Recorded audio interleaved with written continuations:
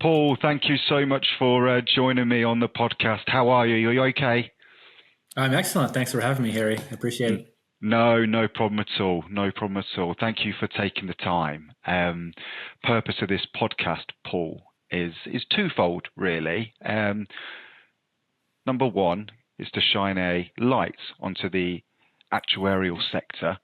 And the second point is to help people who are either A, looking to break into the market, or B, currently in the market but may feel a little bit stuck, not sure where they want to go. So really, it's to pick your brains, Paul, someone as successful as yourself, and how you navigated certain pitfalls in your career, and how you got to where you are now. Is that okay? Yeah, sounds great. Thanks, Harry. Amazing, amazing, lovely. Well, let's take it all the way back to the very start. I'm keen to understand, Paul, what first attracted you to the actuarial profession, and what you would say to someone who is maybe considering getting involved into it today. Sure. Yeah. So I was always someone that had a passion for math in my youth. So I was always intended to do a job that used math in some way. Originally, I was actually going to be a computer programmer, but when I was originally a math major with a minor in computer science. Mm. But when I was graduating at the time of the tech bubble bursting in Okay. early 2000s. So I had to think about other options besides being a computer programmer. The thing that attracted me about the actuarial science field was the opportunity to learn on the job. So be able to learn about business, economics, statistics, finance, and math, and being able to do that, basically being able to go to school effectively while also working at the same time. Absolutely. And if I take you back for again, you first started at Transamerica, right, Paul? That was your first career in the actuarial space, first company. Yeah. Yep, out in Los Angeles. I spent over about 9 years out in Los Angeles with Transamerica. Yes, absolutely. I saw that, and I was keen to understand because it's difficult to find your feet in your first few years within the actuarial space. Most tend to break into the profession are very technically gifted, right, and are good with numbers. Were there any habits or skills that you had to really kind of hone in to kind of help you grow as quickly as you might have wanted to? Yeah, absolutely. Yeah. So when I joined Transamerica, I thought of my role as being a business person. So how Okay. do I have as positive an impact on the business as possible and add business value? And as part of that, I definitely had to learn a lot. So when I had my first management role, for example, I bought lots of books on management, lots of books on leadership, and really took it upon myself to learn as much about management, leadership, influencing others, managing projects as possible. Hmm. And those were all skills that I had to develop and learn. So I was always good at math, but I was the kind of person that I took math classes as electives in college, for example, Yeah. because that's what I wanted to do. I didn't want to do English. I didn't want to do presentations. But then I realized as I got in my career that all those other skills were actually extremely important and skills that I had to invest in and learn over time. Okay, because often I speak to actuaries who study, right, all the way throughout university, and then they break into the profession, and then you've got the exams that you need to break through.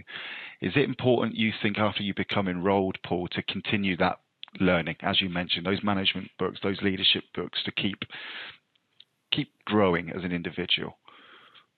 Yeah, absolutely. And I think it's important not only to continue to learn as much as Yeah. possible about other professions, other skills.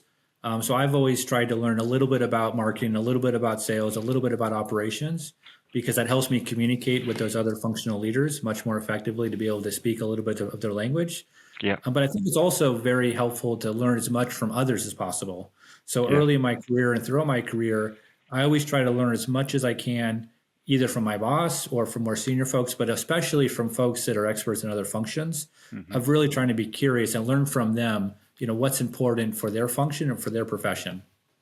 Understood. And whilst learning from them and looking at them maybe from afar, mentors, bosses, leaders, whatever it might be, were there any misconceptions you had early in your career about certain actuarial work before you started that actually turned out to be a bit of a myth? Sure, yeah. So I didn't have a lot of preconceived notions when I went into the actual profession, Hmm.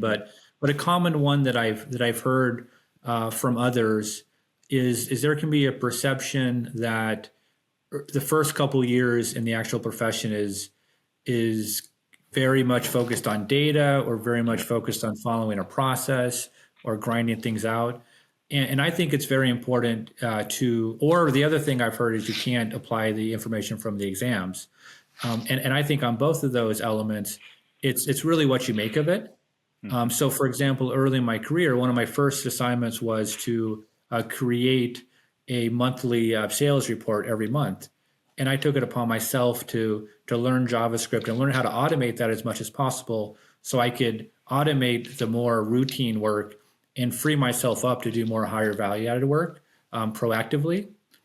And similarly, when I think about what I learned from the actuarial exams, as I was taking the actuarial exams, I would bring that knowledge to my work and come up with ideas or suggestions based upon what I was learning very proactively. Because I think what oftentimes can be forgotten is that your boss or your boss's boss, when they took exams 10, 20, 30 years ago, they were studying different things, right? They were Yeah. studying different books. So they don't automatically know how to apply what you're learning, right? The actuaries of today are learning a lot more about data science or AI or other things.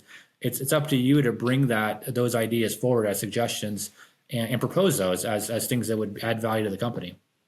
No, understood. And through that learning, you spoke a lot about kind of data and the technical side. There's also the soft skills, right, as well that you need to learn. You currently chief actuary at Prosperity Life, chief risk officer, and that must felt of a million miles away from when you first started out with Transamerica, right?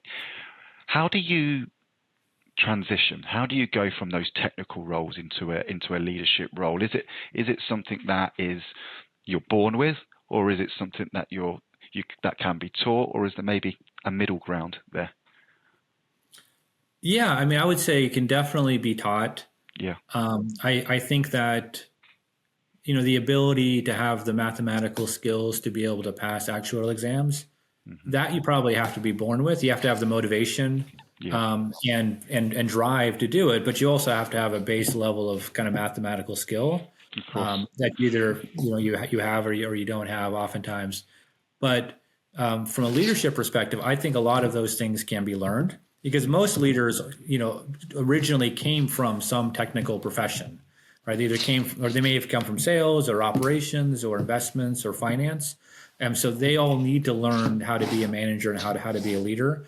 So I think there's a lot of core basic best practices Yeah. around leadership, around presentations, around communication that can be learned, and then it takes a lot of practice, and you grow kind of from that practice. But I think coming to those roles with a level of humility is really important and a focus on learning. The second element of that I think is really important is that you are doing a different job, right? So I always thought about it whenever I was promoted or I moved into a more senior role, I had to think about, oh, everything I'm doing in my new role is different than what I Yeah. was doing before. And I think especially for people like myself that originally get promoted upwards in the same area they started in, that takes even more discipline because your natural impulse is to go do the job of people on your team because you know how to do it.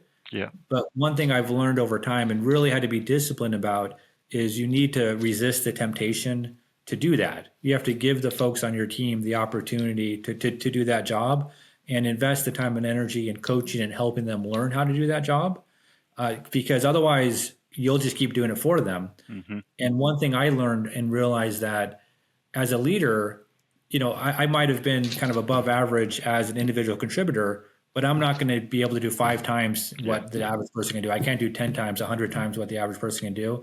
So if I can make the entire team 10% better, I'm having way more impact than I would be trying to do an individual contributor type of activity. Yeah. So what I tend to focus on as a leader is I want to be involved as much as necessary, but not more than necessary. And that means I have to resist going into the thing that I'm most excited about. I have to let the folks on my team, they have to have the chance to do as much as they can, and then I help them as much as necessary.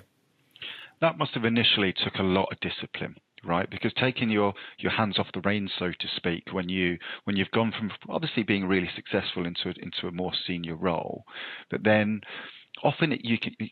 I think a lot of people in leadership positions think, well, it'll be quicker if I do it. It'll be quicker if I just get my hands on it and do it, because it can take time to teach and to learn, because there's it's not one book for all, right? There's not a rule sheet that you have and you go follow this. Everybody learns in different ways. As you became more senior, you almost touched upon it a little bit there, were there skills that became less important as you went on? Yeah, absolutely, absolutely. And you hit on a good point there that typically, the requests they come in as, can you do this thing for me as fast as Yeah, possible? And as you move up in the organization, that person asking you is more and more senior and wants yeah, it that much faster, and it's that much more difficult to do.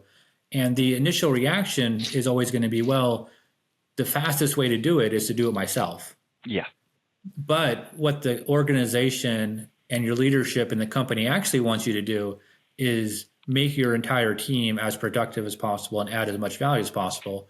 So what I learned over time was that I needed to not do that myself. I needed to take the time to have someone on my team do as much as possible, and then help them, give them both guidance up front and then give them review and feedback at the end, mm, and have them do as much as possible, because otherwise, I would always be doing everything, and then yeah, I would not have the time to coach them, and that would grind down the team to a halt, and the team members would not be as engaged because they wouldn't have exciting projects to work on, because I was always doing the exciting projects. But having that discipline is really important, and having the confidence and the ability to communicate with those senior stakeholders that when you're going to get back to them is not going to be the theoretical as fast as possible. And you don't always say it that way, but it actually, while you might be able to do it in 4 hours, you should actually tell them 2 or 3 days so yeah, that you can have the person on your team do the task, because the next time, it'll only take them a day to do it.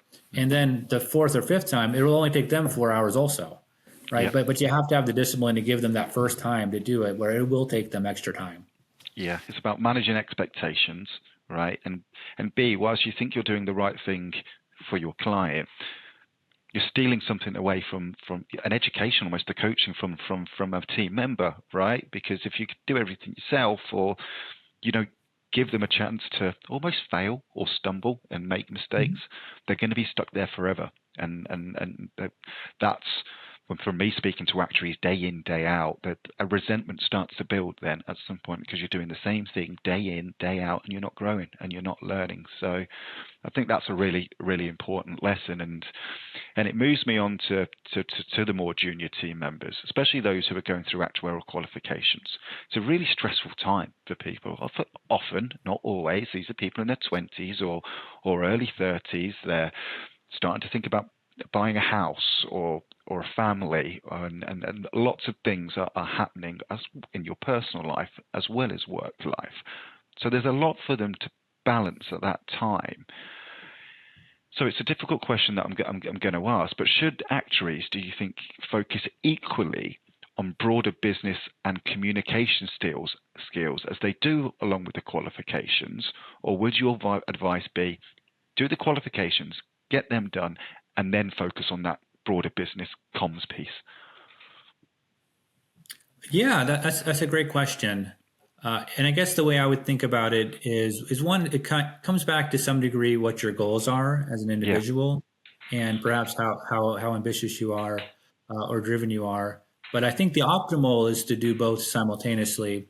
And when I say both, I would say one is it's important to pass the exams. That's extremely critical. So you have to be able to pass the exams and get through that. And the most efficient way to do that is to pass it the first time as much as possible. So invest as much time in as necessary, yeah, and keep that momentum going. At the same time, the other side of the equation is you need to be really effective at your job, yep, right? And you can't choose one or the other. Really, to be a successful actuarial profession, you need to do both. And that means you need to carve out time to be able to do both. And it is a big, personal investment to be able to do that. But being disciplined about doing both is important.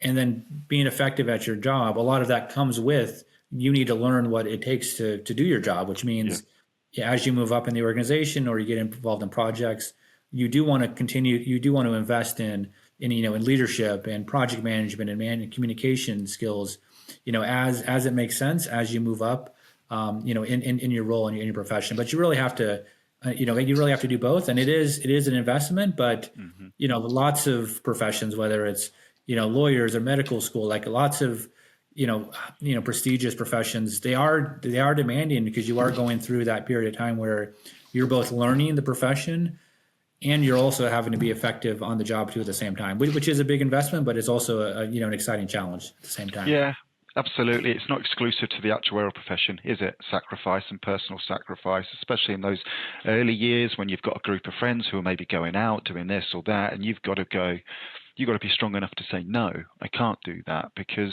you touched upon it earlier in regards to, obviously, best case scenario, you pass that exam the first time.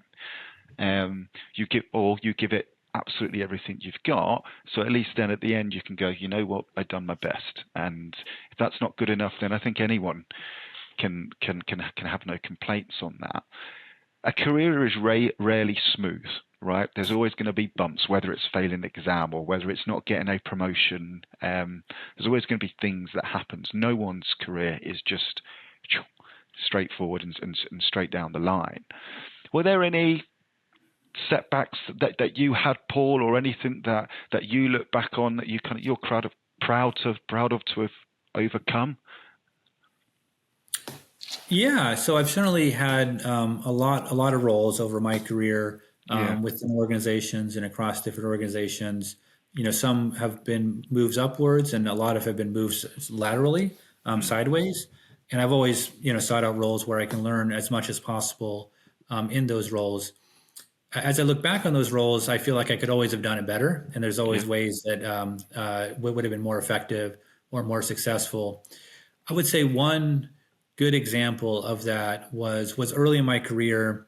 The first time I took on kind of a significant transformation role where there was significant people impacts was when we were combining two modeling teams Hmm. um, between two different divisions, and I was taking over broader leadership across those two modeling teams. And when I look back, the mistakes I made early on was that I was very, I was when I had my first discussions with the new people on my team that I was inheriting from the other modeling team. I was overly focused on learning about what they're working on and how their processes work and how their metrics work, and overly focused on the technical details. And that was purely out of intellectual curiosity. But then, the feedback I got later on was that, they felt like I was interrogating them, Hmm. which of course wasn't the intent, but I can, in hindsight, definitely see how they felt like that. Yeah. In a time period that was stressful for them. They had a new manager. They had been very used to the status quo for a while, and now they had to deal with someone new that probably asked a lot of from their perspective difficult questions, detailed questions. Yeah. So what I learned from that, so it ended up working out very well, but in hindsight, I was probably I was given a fair amount of grace. There was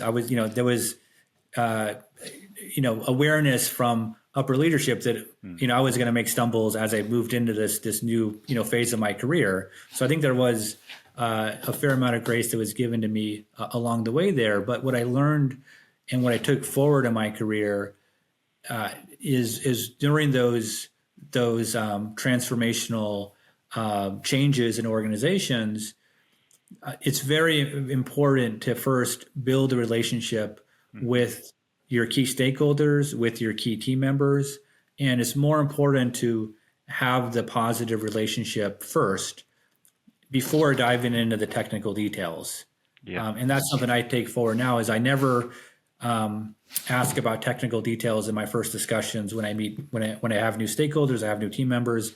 I always focus first on building the relationship with them, learning about them, their background, their interests, their families, what excites them, and always very purposely, focus on that which I always have cared about. But I've also realized that it's important to do that first, and then after that relationship is established, it makes working on the technical details, much more effective thereafter, Yeah. which was something I had to learn, kind of the hard way. Yeah, absolutely. And without the relationship, they don't know your intention, right? In regards to they're sitting across like you and I, or you're in a meeting. Without that relationship, they can only go off on perception, really, and what they feel, right? It's what people feel. But I assume once they get to know you and more of an understanding of them and they you, there's more slack given, right? Because they know that there's not that intent there to embarrass or to investigate, interrogate, whatever it might be, because they know you as a person, right? Yeah, absolutely. Yeah, Yeah. one thing I've learned is to always assume positive intent. Yep. But to your point, you get the benefit of the doubt when you have a good relationship with someone.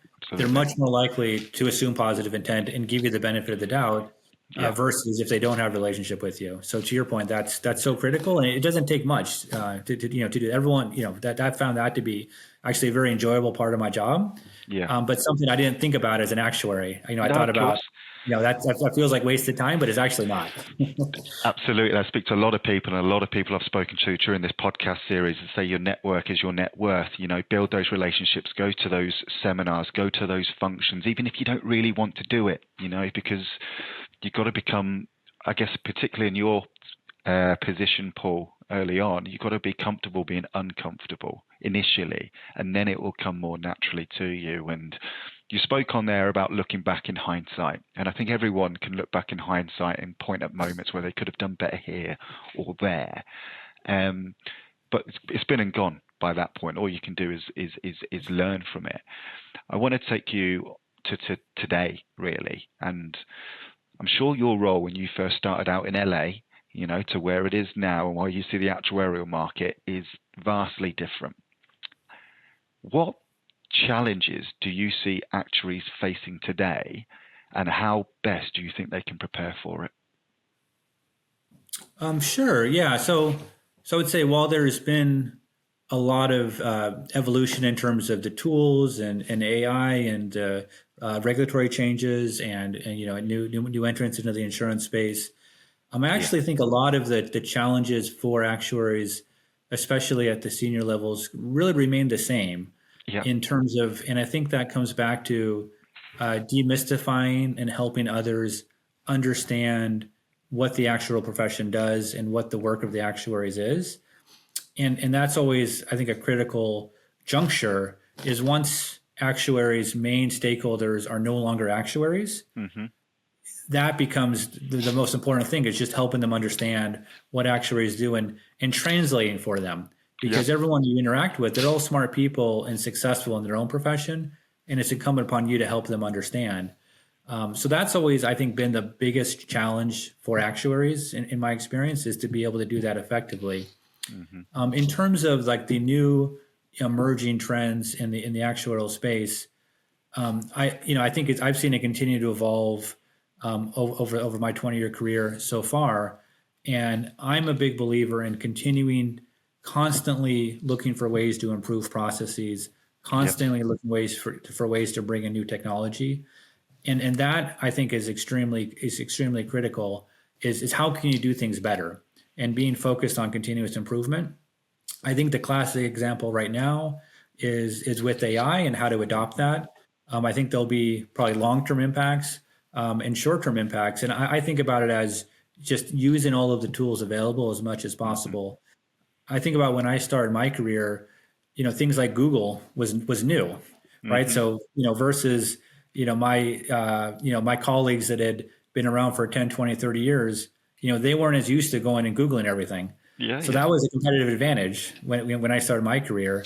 mm, And I think that for new people starting their careers, my encouragement is bring those tools you're learning how to use, bring that to bear and help others use it. Don't assume that they'll tell you how to do that. Like whether it's the Chat GPTs or the Claudes or whatever or the Geminis of the world, figure out how to use those effectively and then bring those suggestions into your workplace as suggestions. Don't assume that the more senior people in the organization will know how to use those sort of tools most effectively. And I think the Yeah, danger is not doing that and kind of waking up 10 years from now and being stale in your skill set. no, I agree. And I think that's happening across the workforce entirely across the world with AI in regards to people learning Gemini, ChatGPT, how to use it, how to make it themselves more efficient, right? And not everybody is going to be as comfortable at it as others. And you touched on automation and efficiency a little bit there within the actuarial space. It's not going anywhere. Do you think that plays even more importance now on actuaries to be able to translate what that's telling you to people, to others, really? That communication piece plays an even more important part, because there may be, at a time, that automation and AI can do certain things that we can't as of today, right?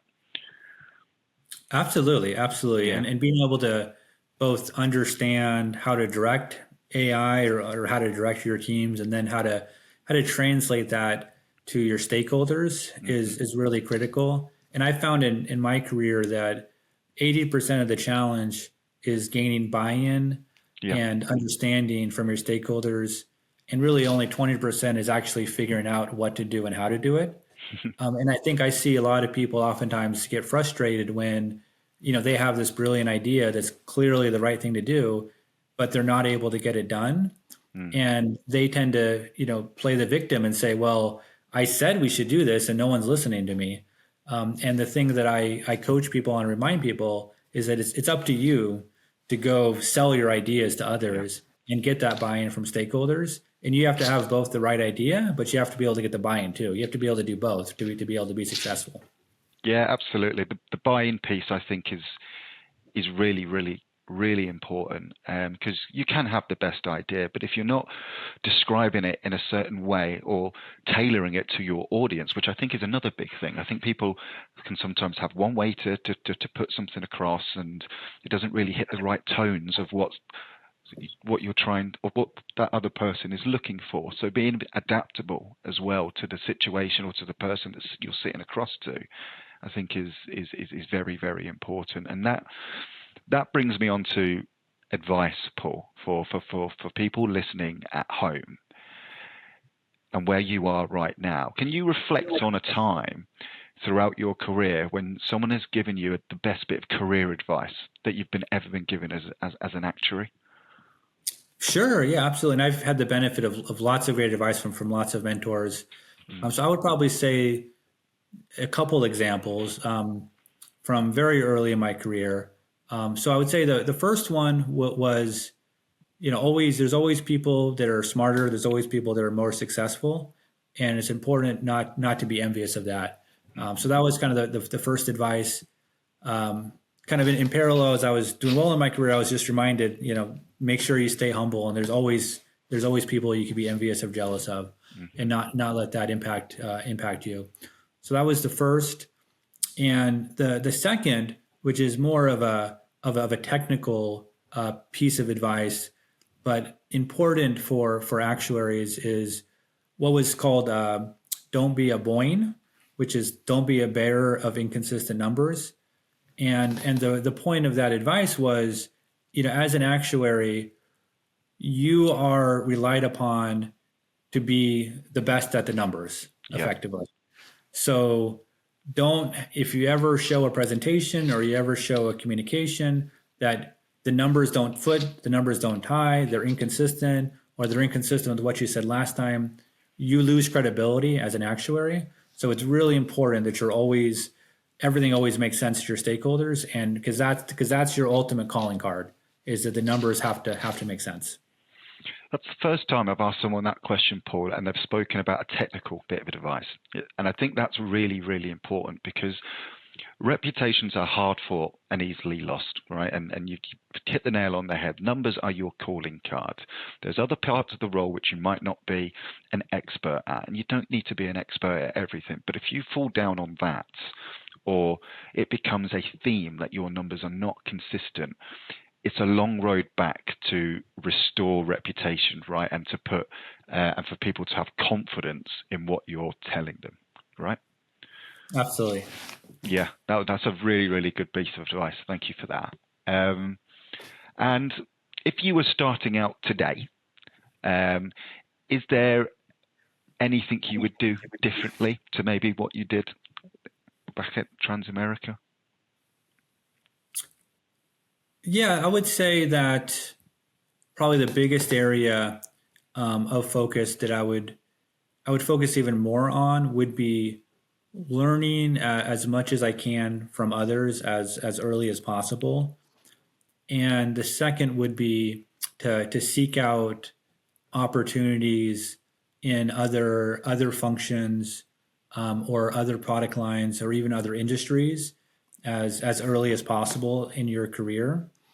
I think that as an actuary, I think you can be obviously very successful in the insurance industry, but you can also add a lot of value in other industries. As you get more senior in your career, it becomes that much more difficult to get new and different experiences in other areas.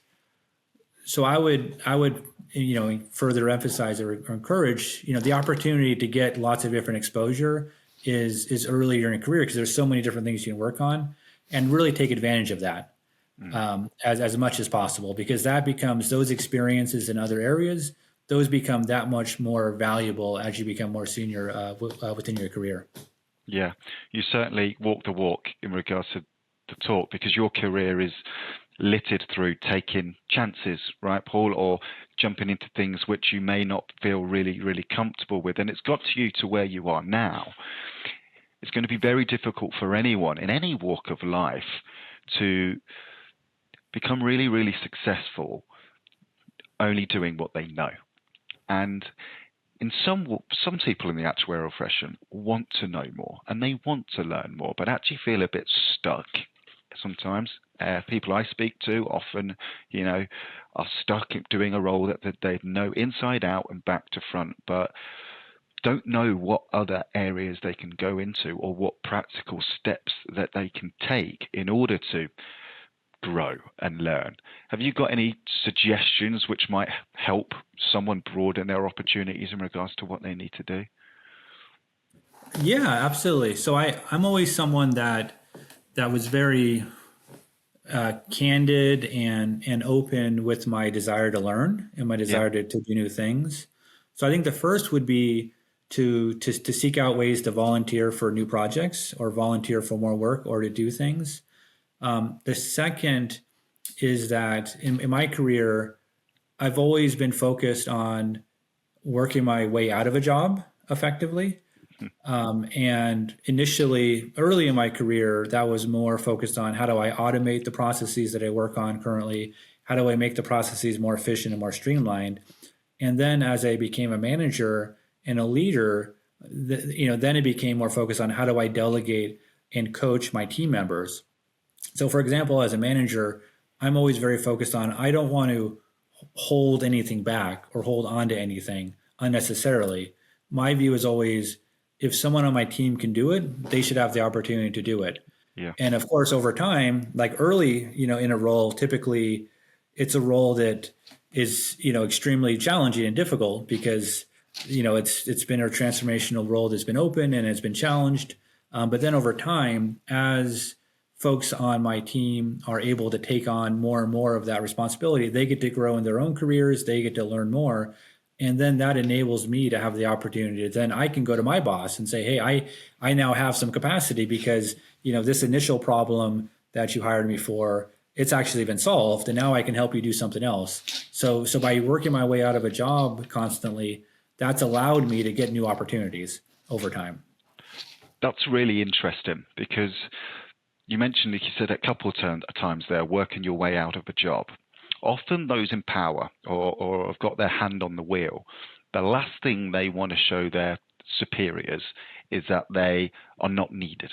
anymore, right? That you've done something that actually the team beneath you can actually do what you do now, because they feel like they're almost, as you say, working themselves out of a job and they've got nothing left. But you've clearly fought against that, and you've almost seen it as your responsibility to teach people to do what you can do, so you can then move on to the next thing, right? So you can learn again and move on. I think a lot of people will find that interesting, because I'm sure a lot of people listening at home will have had those managers who are so important. They make everything about themselves. The whole world revolves around them, right? And without them, nothing works. You're the opposite. You're almost. I'm not only doing my role correctly, if over time I'm not needed anymore. Yeah, absolutely, absolutely. And I think that the thing that people should realize is that to your manager, to your leader, if you're able to automate your role, or you're Yeah. able to make your team much more efficient and make yourself no longer needed, their reaction, if they're rational, is not going to be, I don't need this person. I need this Hmm. person to do that more and Yeah. do that in other areas, because that's having a very positive impact on the company overall. But it can be hard. It can be a little scary to kind of Yeah.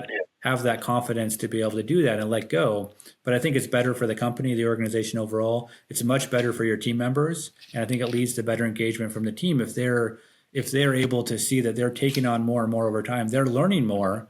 It's great for them, because then that sets them up for the next stage of their own careers at the same Yeah. time.